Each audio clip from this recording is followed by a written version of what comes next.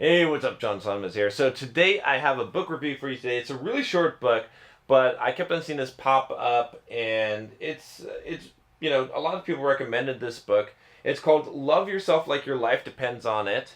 And I got the audio version of this book. It's only like an hour and 6 minutes long, so it's a really short read. This is based on a talk that this guy had talked to. His name is Kamal Ravikant, and he had talked to James Altucher and had encouraged him to write this book and to give this talk. And it's really interesting. I think he hit this problem in his life where his company was going under, just a really hard time in life, and he was getting sick and losing his health. And he just got this idea in his head to start repeating to himself, "I love myself, I love myself."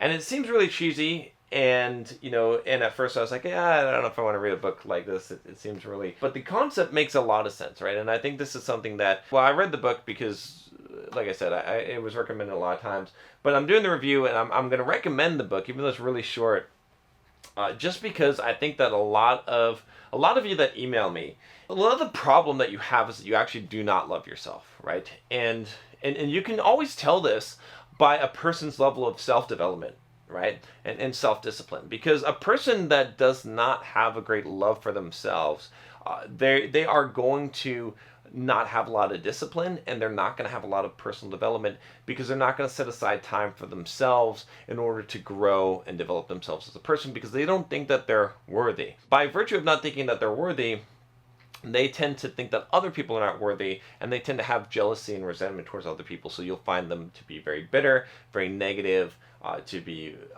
very, very much skeptical of other people, and non-accepting, right? Really one of the biggest cures for a lot of you that have emailed me with problems, questions, and things like that is to start with loving yourself. So I think the advice in this book makes a lot of sense. Just this idea of repeating this mantra of "I love myself" and really striving to believe that and acting in accordance with that makes a lot of sense. It's something that I had to encounter in life. It's something that I still need to work on from time to time, but it's a powerful message, right? This idea. I'm not talking so much about this book, but the concept in the book.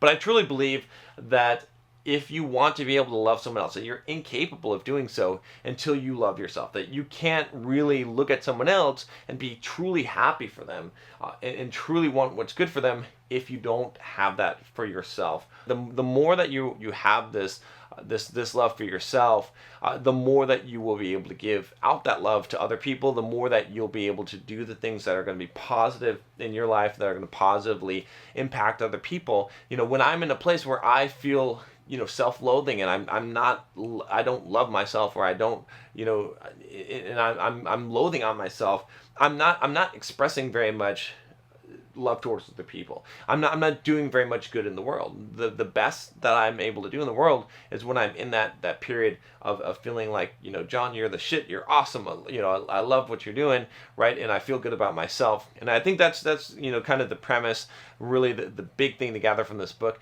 is that it's a choice that you make, that you decide that you're going to love yourself, regardless of who you are and what you've done. And then when you do that and you commit to that action, you will find that love for yourself, and that will spill out, and it will affect your life, and it will change your life dramatically in all different ways. It will attract people to you. It will attract opportunity to you. You will find much more success because it will cause you to do the things that are going to be beneficial to you. Whereas when you don't love yourself, when you hate yourself, you tend to abuse yourself. You don't even realize it from a subconscious level. I think there's a good message there, so check it out. All right, if you haven't already, click that subscribe button below, click the bell so you don't miss any videos. I'll talk to you next time. Take care.